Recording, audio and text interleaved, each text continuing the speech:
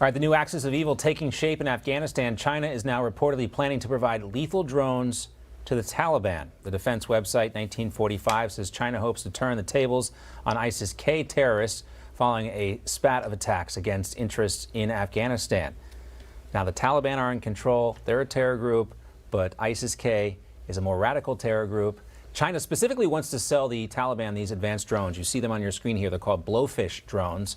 The manufacturer describes them as an unmanned helicopter powered by artificial intelligence. It can be operated either individually or swarmed in configuration with other drones. It can also carry machine guns, grenade launchers, or drop mortar rounds on targets. Drones have become a game changer on the modern battlefield. We've seen this in the war in Ukraine.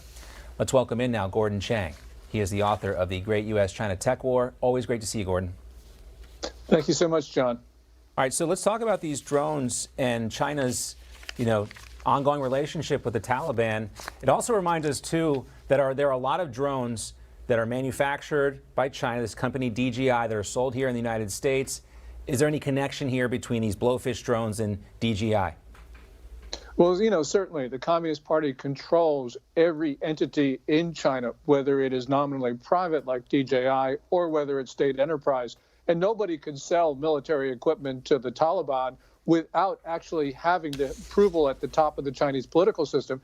And we also got to remember that there's this report that China is selling 2,500 drones to the Wagner Group for use in Ukraine. So the Taliban sale is not isolated. No, and I think it brings us to, the situation where we are today, where we're in a very dangerous time where you see these relationships between the Taliban and China. You see where we are in Ukraine. And obviously now there's a situation where we know that Speaker Kevin McCarthy says he'll be going to visit Taiwan. So China issued a statement this week saying they do not want basically anyone interacting with Taiwan, Gordon. We saw Speaker Pelosi visit last year, but considering where we are, considering, in the global stage here, obviously we cannot have, and I know you said the same thing with Pelosi, we cannot have our leaders being told what to do by China. But do you see something different happening when Speaker McCarthy visits Taiwan later when it comes to China's possible next move on the world stage? Yeah, that's a great question, because the issue is going to be not so much McCarthy, it's going to be Biden. Remember that when Biden publicly expressed doubts about Pelosi going, he was talking to reporters and saying, oh, the Pentagon doesn't want her to go. There was a direct and immediate boost in Chinese propaganda, also its viciousness, about the Pelosi visit, because Beijing sensed that there was a division in the U.S. government about this, and also because they thought that they could play on the president. As it turned out, Speaker Pelosi didn't care what Biden said, and she went anyway. But this time we got to understand that what Biden says about the McCarthy visit will be incredibly important, because it also goes beyond the McCarthy visit.